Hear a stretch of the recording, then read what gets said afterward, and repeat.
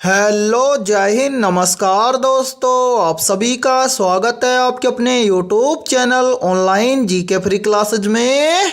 आज के इस क्लास में हम रेलवे ग्रुप डी परीक्षा 2025 के लिए तीसरा मॉडल पेपर लेकर आए हैं और इस तीसरे मॉडल पेपर के अंदर हम बहुत ही इंपॉर्टेंट क्वेश्चनों को कवर करेंगे। और मेरे भाई ये सभी क्वेश्चन आपके रेलवे ग्रुप डी एग्जाम 2025 के लिए इंपॉर्टेंट रहेंगे, इसलिए इस तीसरे मॉडल पेपर को आपको कंप्लीट देखना है और इस मॉडल पेपर के एंड में आपको बताना है कि आपके टोटल कितने क्वेश्चन सही होते हैं। और यदि आप इस चैनल से पहली बार जुड़े हैं तो चैनल को कर लेना सब्सक्राइब और बेल आइकन को प्रेस करना, ताकि ऐसी शानदार क्लास का नोटिफिकेशन आपको सबसे पहले देखने को मिले। तो चलिए शुरू करते हैं आज के इस तीसरे मॉडल पेपर को बिना देरी के।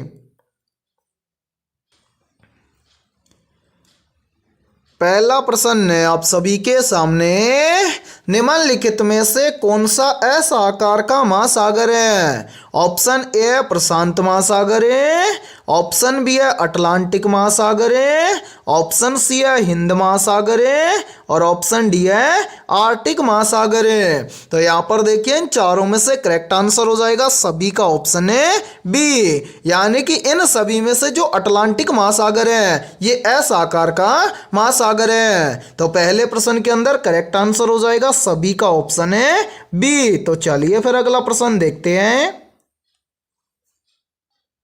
दूसरा प्रश्न है आप सभी के सामने, मंत्री परिषद सामूहिक रूप से किसके प्रति उत्तरदायी है?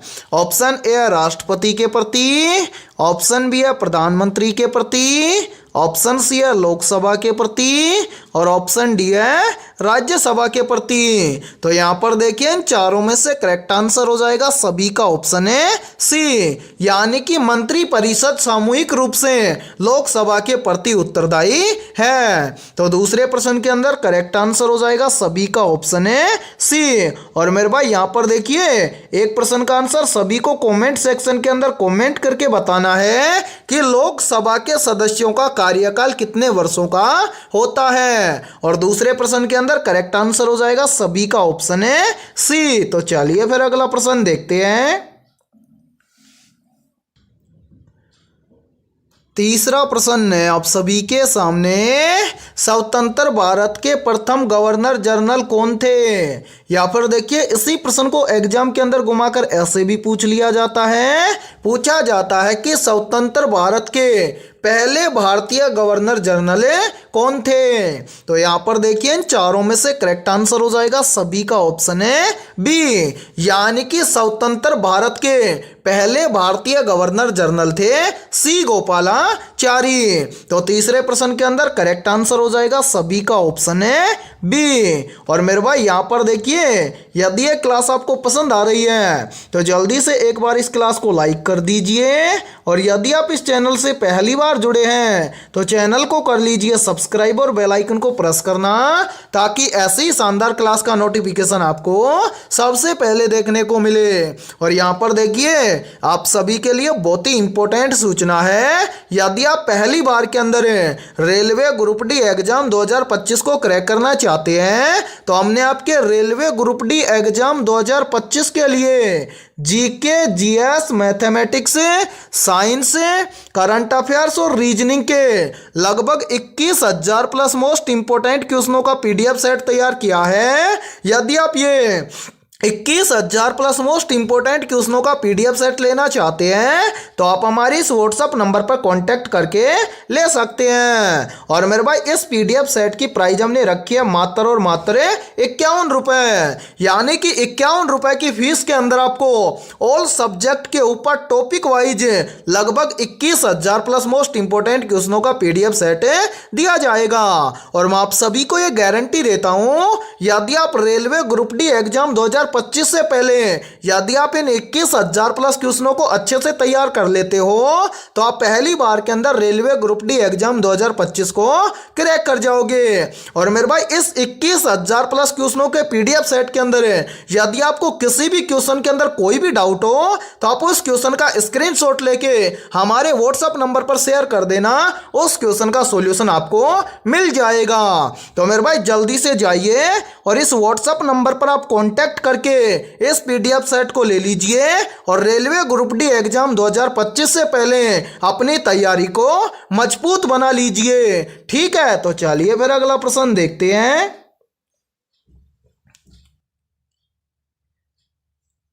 चौथा प्रश्न है आप सभी के सामने, निम्न में से द्रव्यमान का एसआई मात्रक क्या है? ऑप्शन ए है ग्राम, ऑप्शन बी है किलोग्राम, ऑप्शन सी है टन और ऑप्शन डी है न्यूटन। तो यहाँ पर देखिए इन चारों में से करेक्ट आंसर हो जाएगा सभी का ऑप्शन है बी, यानी कि द्रव्यमान का एसआई मात्रक है किलोग्राम। तो चौथे प्रश्न के अंदर करेक्ट आंसर हो जाएगा सभी का ऑप्शन है बी। तो चलिए फिर अगला प्रश्न देखते हैं। पांचवा प्रश्न है आप सभी के सामने, कौन सा तत्व स्टील को जंग लगने से बचाने के लिए जोड़ा जाता है? ऑप्शन ए है तांबा, ऑप्शन बी है क्रोमियम, ऑप्शन सी है कार्बन और ऑप्शन डी है सोडियम। तो जल्दी से बताइए इन चारों में से करेक्ट आंसर क्या होगा? आपसे पूछा गया है कि कौन सा तत्व है स्टील को जंग लगने से बचाने के लिए जोड़ा जाता है। मेरे भाई बहुत ही इंपॉर्टेंट प्रश्न है ये, तो जल्दी से एक काम कीजिए, इन चारों में से करेक्ट आंसर क्या होगा सभी को कमेंट सेक्शन के अंदर कमेंट करके बताना है और इस प्रश्न को अपनी नोटबुक के अंदर नोट करना है। बहुत ही इंपॉर्टेंट क्वेश्चन है और बार बार एग्जाम के अंदर रिपीट होता है। तो यहां पर देखिए इन चारों में से करेक्ट आंसर हो जाएगा सभी का ऑप्शन है बी, यानी कि जो क्रोमियम तत्व है इस क्रोमियम तत्व को स्टील के साथ में जोड़ा जाता है ताकि स्टील को जंग न लगे, इसलिए पांचवें प्रश्न के अंदर करेक्ट आंसर हो जाएगा सभी का ऑप्शन है बी। तो चलिए फिर अगला प्रश्न देखते हैं। छठा प्रश्न है आप सभी के सामने, कौन सी गैस मनुष्य के लिए विषैली होती है? Option A oxygen gas, option B है हाइड्रोजन गैस, ऑप्शन सी है कार्बन मोनोऑक्साइड गैस और ऑप्शन डी है नाइट्रोजन गैस। तो यहां पर देखिए इन चारों में से करेक्ट आंसर हो जाएगा सभी का ऑप्शन है सी, यानी कि इन सभी में से जो कार्बन मोनोऑक्साइड गैस होती है यह मनुष्य के लिए विषैली होती है। तो छठे प्रश्न के अंदर करेक्ट आंसर हो जाएगा सभी का ऑप्शन है सी। इसी के साथ में यहां पर देखिए यहीं से एक प्रश्न और बनता है, पूछा जाता है कि वायुमंडल में सबसे अधिक मात्रा में कौन सी गैस पाई जाती है और कितनी मात्रा में पाई जाती है? तो मेरे भाई यहां पर देखिए वायुमंडल में सबसे अधिक मात्रा में पाई जाने वाली गैस है नाइट्रोजन गैस। और मेरे भाई जो ये नाइट्रोजन गैस है ये वायुमंडल में लगभग 78% मात्रा में पाई जाती है। इसी के साथ में देखिए एक प्रश्न का आंसर सभी को कमेंट सेक्शन के अंदर कमेंट करके बताना है कि वायुमंडल में ऑक्सीजन की मात्रा कितने प्रतिशत है। ठीक है, तो चलिए फिर अगला प्रश्न देखते हैं। सातवां प्रश्न है आप सभी के सामने, श्वसन की प्रक्रिया में कौन सी गैस ली जाती है? ऑप्शन ए है carbon dioxide gas, option B है नाइट्रोजन गैस, ऑप्शन सी है ऑक्सीजन गैस और ऑप्शन डी है हाइड्रोजन गैस। तो जल्दी से बताइए इन चारों में से करेक्ट आंसर क्या होगा? मेरे भाई बहुत ही आसान प्रश्न है, आपसे पूछा गया है कि श्वसन की प्रक्रिया में कौन सी गैस ली जाती है। तो यहां पर देखिए इन चारों में से करेक्ट आंसर हो जाएगा सभी का ऑप्शन है सी, यानी कि श्वसन की प्रक्रिया में ऑक्सीजन गैस ली जाती है। तो सातवें प्रश्न के अंदर करेक्ट आंसर हो जाएगा सभी का ऑप्शन है सी। तो चलिए फिर अगला प्रश्न देखते हैं। आठवां प्रश्न है आप सभी के सामने, रक्त में ऑक्सीजन ले जाने वाला प्रोटीन कौन सा है? मोस्ट इंपोर्टेंट प्रश्न है ये, तो जल्दी से बताइए इन चारों में से करेक्ट आंसर है क्या होगा। आपसे पूछा गया है कि रक्त में ऑक्सीजन ले जाने वाला प्रोटीन कौन सा है, तो यहाँ पर देखिए इन चारों में से करेक्ट आंसर हो जाएगा सभी का ऑप्शन है सी, यानी कि रक्त में ऑक्सीजन ले जाने वाला प्रोटीन है हीमोग्लोबिन। तो 8वें प्रश्न के अंदर करेक्ट आंसर हो जाएगा सभी का ऑप्शन है सी। और मेरे भाई देखिए इस क्लास के अंदर बहुत ही इंपॉर्टेंट क्वेश्चन होने वाले हैं, इसलिए इस क्लास को आपको कंप्लीट देखना है। और यदि आपको किसी भी क्वेश्चन के अंदर कोई भी डाउट हो तो उस क्वेश्चन के बारे में आप कमेंट सेक्शन के अंदर पूछ सकते हैं। और आपके जितने भी दोस्त रेलवे ग्रुप डी एग्जाम 2025 की तैयारी कर रहे हैं तो उनके पास भी इस क्लास को ज्यादा से ज्यादा शेयर करें, ठीक है। तो चलिए फिर अगला प्रश्न देखते हैं। 9वां प्रश्न है आप सभी के सामने, किस भारतीय खिलाड़ी को फ्लाइंग सिख कहा जाता है? ऑप्शन ए कपिल देव को, ऑप्शन बी है मिल्खा सिंह को, ऑप्शन सी है पीटी उषा को, और ऑप्शन डी है सुनील कुमार को। तो यहाँ पर देखिए इन चारों में से करेक्ट आंसर हो जाएगा सभी का ऑप्शन है बी, यानी कि मिल्खा सिंह भारतीय खिलाड़ी है, इसको फ्लाइंग सिख कहा जाता है। तो 9वें प्रश्न के अंदर करेक्ट आंसर हो जाएगा सभी का ऑप्शन है बी। और मेरे भाई देखिए इस प्रश्न को एग्जाम के अंदर घुमाकर ऐसे भी पूछ लिया जाता है कि फ्लाइंग सिख के नाम से किसे जाना जाता है? तो मेरे भाई फ्लाइंग सिख के नाम से जाना जाता है मिल्खा सिंह को, ठीक है। तो चलिए फिर अगला प्रश्न देखते हैं। 10वां प्रश्न है आप सभी के सामने, भारत में सांपों की भूमि किस राज्य को कहा जाता है? ऑप्शन ए तमिलनाडु राज्य को, ऑप्शन बी है केरल राज्य को, ऑप्शन सी है असम राज्य को, और ऑप्शन डी है पश्चिम बंगाल राज्य को। तो यहाँ पर देखिए इन चारों में से करेक्ट आंसर हो जाएगा सभी का ऑप्शन है बी, यानी कि भारत में सांपों की भूमि कहा जाता है केरल राज्य को। तो 10वें प्रश्न के अंदर करेक्ट आंसर हो जाएगा सभी का ऑप्शन है बी। और मेरे भाई बहुत ही इंपॉर्टेंट प्रश्न है, चाहे तो आप इस प्रश्न का स्क्रीनशॉट भी ले सकते हैं। तो चलिए फिर अगला प्रश्न देखते हैं। 11वां प्रश्न है आप सभी के सामने, भारत में सबसे अधिक वन क्षेत्र किस राज्य में है? या फिर देखिए इसी प्रश्न को एग्जाम के अंदर ऐसे भी पूछ लिया जाता है, पूछा जाता है कि भारत में सबसे अधिक वन किस राज्य में पाए जाते हैं। तो यहाँ पर देखिए इन चारों में से करेक्ट आंसर हो जाएगा सभी का ऑप्शन है बी, यानी कि भारत में सबसे अधिक वन पाए जाते हैं मध्य प्रदेश राज्य में। या फिर हम यहाँ पर बोल सकते हैं कि भारत में सबसे अधिक वन क्षेत्र है मध्य प्रदेश राज्य में। तो 11वें प्रश्न के अंदर करेक्ट आंसर हो जाएगा सभी का ऑप्शन है बी। तो चलिए फिर अगला प्रश्न देखते हैं।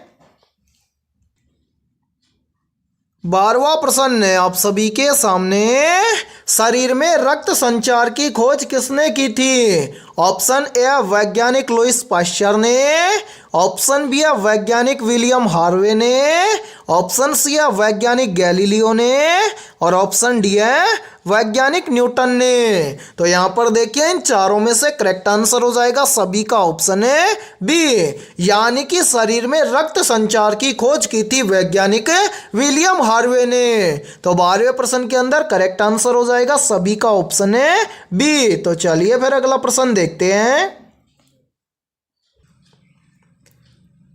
13वां प्रश्न है आप सभी के सामने, किस तत्व को जीवन का तत्व कहा जाता है? ऑप्शन ए ऑक्सीजन को, ऑप्शन बी है हाइड्रोजन को, ऑप्शन सी है नाइट्रोजन को, और ऑप्शन डी है कार्बन को। तो यहाँ पर देखिए इन चारों में से करेक्ट आंसर हो जाएगा सभी का ऑप्शन है डी, यानी कि कार्बन तत्व को जीवन का तत्व कहा जाता है। तो 13वें प्रश्न के अंदर करेक्ट आंसर हो जाएगा सभी का ऑप्शन है डी। तो चलिए फिर अगला प्रश्न देखते हैं। 14वां प्रश्न है आप सभी के सामने, कंप्यूटर में प्रयुक्त प्रथम प्रोग्रामी भाषा कौन सी थी? Option A C plus plus, option B है कोबोल, ऑप्शन सी है फोर्ट्रॉन और ऑप्शन डी है बेसिक। तो यहाँ पर देखिए इन चारों में से करेक्ट आंसर हो जाएगा सभी का ऑप्शन है सी, यानी कि कंप्यूटर में प्रयुक्त प्रथम प्रोग्रामी भाषा थी फोर्ट्रॉन। तो 14वें प्रश्न के अंदर करेक्ट आंसर हो जाएगा सभी का ऑप्शन है सी। तो चलिए फिर अगला प्रश्न देखते हैं। 15वां प्रश्न है आप सभी के सामने, भारत का सबसे लंबा रेलवे स्टेशन कौन सा है। यहाँ पर देखिए इस प्रश्न को एग्जाम के अंदर ऐसे भी पूछ लिया जाता है, पूछा जाता है कि भारत का सबसे लंबा रेलवे प्लेटफॉर्म कौन सा है। और मेरे भाई बहुत ही इंपॉर्टेंट प्रश्न है ये, चाहे तो आप इस प्रश्न का स्क्रीनशॉट भी ले सकते हैं। तो जल्दी से बताइए इन चारों में से करेक्ट आंसर है क्या होगा। आपसे पूछा गया है कि भारत का सबसे लंबा रेलवे स्टेशन है या फिर भारत का सबसे लंबा रेलवे प्लेटफॉर्म है कौन सा है। तो यहां पर देखिए इन चारों में से करेक्ट आंसर हो जाएगा सभी का ऑप्शन है बी, यानी कि भारत का सबसे लंबा रेलवे स्टेशन है या फिर भारत का सबसे लंबा प्लेटफॉर्म है हुबली रेलवे स्टेशन है। तो 15वें प्रश्न के अंदर करेक्ट आंसर हो जाएगा सभी का ऑप्शन है बी। तो चलिए फिर अगला प्रश्न देखते हैं। 16वां प्रश्न है आप सभी के सामने, कौन सा भारतीय राज्य मसालों की खेती के लिए प्रसिद्ध है। ऑप्शन ए तमिलनाडु राज्य, ऑप्शन बी है केरल राज्य, ऑप्शन सी है आंध्र प्रदेश राज्य और ऑप्शन डी है कर्नाटक राज्य। तो यहां पर देखिए इन चारों में से करेक्ट आंसर हो जाएगा सभी का ऑप्शन है बी, यानी कि केरल भारतीय राज्य है जो मसालों की खेती के लिए प्रसिद्ध है। तो 16वें प्रश्न के अंदर करेक्ट आंसर हो जाएगा सभी का ऑप्शन है बी। तो चलिए फिर अगला प्रश्न देखते हैं। 17वां प्रश्न है आप सभी के सामने, महात्मा गांधी द्वारा शुरू किया गया पहला आंदोलन या सत्याग्रह कौन सा था। ऑप्शन ए असहयोग आंदोलन, ऑप्शन बी है सविनय अवज्ञा आंदोलन, ऑप्शन सी है चंपारण सत्याग्रह और ऑप्शन डी है भारत छोड़ो आंदोलन। तो यहां पर देखिए इन चारों में से करेक्ट आंसर हो जाएगा सभी का ऑप्शन है सी, यानी कि महात्मा गांधी द्वारा शुरू किया गया पहला सत्याग्रह था चंपारण सत्याग्रह। तो 17वें प्रश्न के अंदर करेक्ट आंसर हो जाएगा सभी का ऑप्शन है सी। तो चलिए फिर अगला प्रश्न देखते हैं।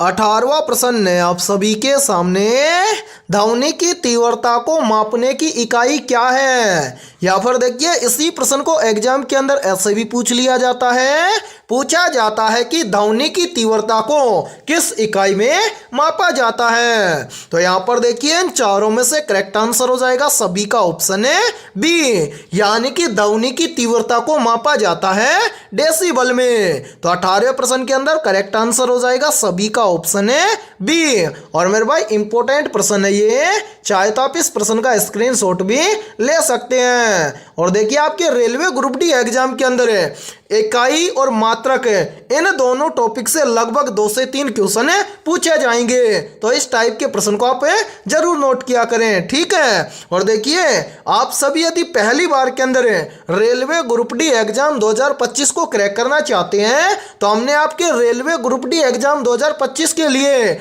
ऑल सब्जेक्ट के ऊपर टॉपिक वाइज लगभग 21,000 प्लस मोस्ट इंपोर्टेंट क्वेश्चनों का PDF सेट तैयार किया है। यदि आप ये 21,000 प्लस क्वेश्चनों का PDF सेट लेना चाहते हैं तो आप हमारे इस व्हाट्सएप नंबर पर कांटेक्ट करके ले सकते हैं। व्हाट्सएप नंबर है 7374826893। ये हमारा व्हाट्सएप नंबर है। इस व्हाट्सएप नंबर पर आप कांटेक्ट करके इस PDF सेट को ले सकते हैं। और मेरे भाई इस 21,000 प्लस क्वेश्चनों के PDF सेट की प्राइस हमने रखी है मात्र और मात्र 51 रुपए, यानी कि 51 रुपए की फीस के अंदर आपको ऑल सब्जेक्ट के ऊपर टॉपिक वाइज लगभग 21,000 प्लस मोस्ट इंपोर्टेंट क्वेश्चनों का PDF सेट दिया जाएगा। और मैं आप सभी को यह गारंटी देता हूं, यदि आप रेलवे ग्रुप डी एग्जाम 2025 से पहले यदि आप इन 21,000 प्लस क्वेश्चनों को अच्छे से तैयार कर लेते हो